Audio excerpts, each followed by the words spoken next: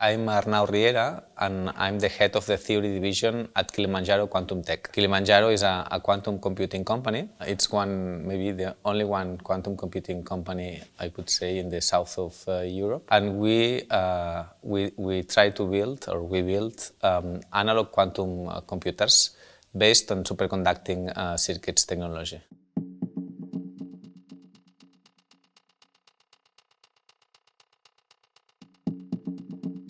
So in the near future, we plan to open a bimodal quantum data center. And I say bimodal because it will have both digital quantum chips and analog quantum chips. The analog ones will be produced by ourselves, and the digital ones will be produced by some other digital computing companies in Europe. Basically, so we established some partnerships in such a way, like for instance, we need a lot of cables, we need a lot of digital chips and cryostats. At the beginning, we used to buy things from different brands to test them, but once we have some expertise and we have chosen a brand that is the most suitable for us, then we try to establish partnerships. This is the collaboration between companies, no? But we also interchange, let's say, opinions. We participate together in consortiums with research groups of universities or research institutes. So in the whole quantum ecosystem of Europe, no, I would say that there is a lot of collaboration and interchange, and we can go together for some public grants and also have informal meetings just to share perspectives and future wills. Yeah. When we talk about applications, no, there are several types of applications. No? We have quantum computation, that this is what we do, this is what Qilimanjaro does. But you also have quantum sensing, you also have communication, quantum communication, you also have the generation of random numbers.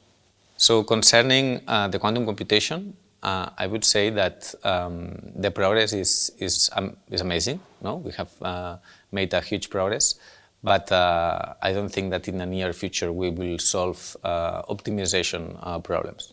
In contrast, I do think that we will be able to achieve this quantum supremacy soon in the application of quantum simulation. Quantum simulation consists of simulating the time evolution of many body quantum systems, and this is an application in which the advantage is exponential, and then I think that this would be the case in which we will see sooner the quantum supremacy.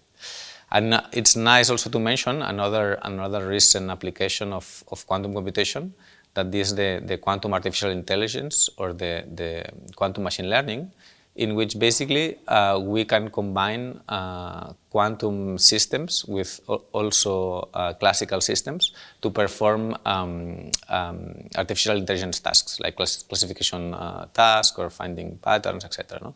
This type of tasks. And this is given, so for these applications you don't require a very specific or controllable Hamiltonians, and then this is a scenario where we can use this in practice soon. We say quantum supremacy when we have a problem or a process that you can solve it, or you can do it with a quantum computer, and it cannot be done with a classical computer. No? When you have such a situation in which you have a task that a quantum computer can do, but a classical one cannot, then we define this as a quantum supremacy, you know, as a task that has been achieved or has been solved by quantum means, while it cannot be solved by classical means.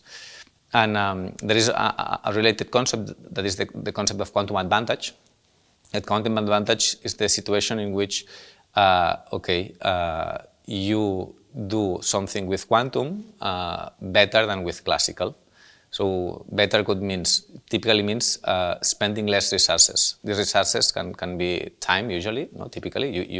So you do it with quantum and takes 1 minute, and you do it with classical and takes 1 hour. No? There is an advantage. But it could also be with the resource. It could also be, for instance, energy, no? That you do one task that with quantum takes, so it consumes less energy, no? But it could, the advantage could be found also in, for instance, I don't know, in quantum sensing, no? That you have a higher precision, no? You have a sensor that is based on some quantum phenomenon, and then you have a higher precision there. So quantum advantage is a kind of general concept to claim that there is some problem that quantum technologies solve better than the classical ones. Historically, most of the theories were discovered by the figure of a genius, no? Of a very clever person that alone thinking, no, solved a problem. No? You can think of this about, I don't know, Newton, for instance, no? That he discovered gravity, or Einstein, no? That the theory of relativity. And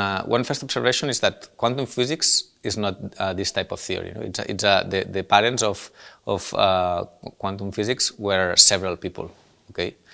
Because in reality, discoveries happen when you have some institutions like, I don't know, having a good educational system that educate a lot of people, that these people learn in universities and cooperate and interchange ideas, discussions.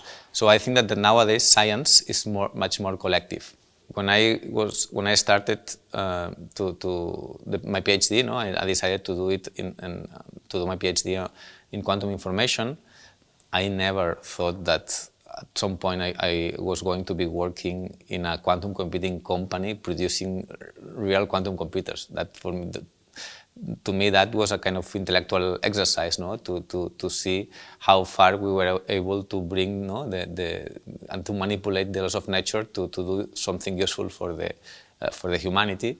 But so there was a truth, interest and curiosity. No, there was no, and my advice would be just that enjoy what you do, share it with others, have discussions about many topics, so physics and different areas of physics, but also about philosophy, about politics, so be a curious person, be an interesting person. The fruits will come, no? If you work with passion and you want to understand the things deeply, okay, the results will come.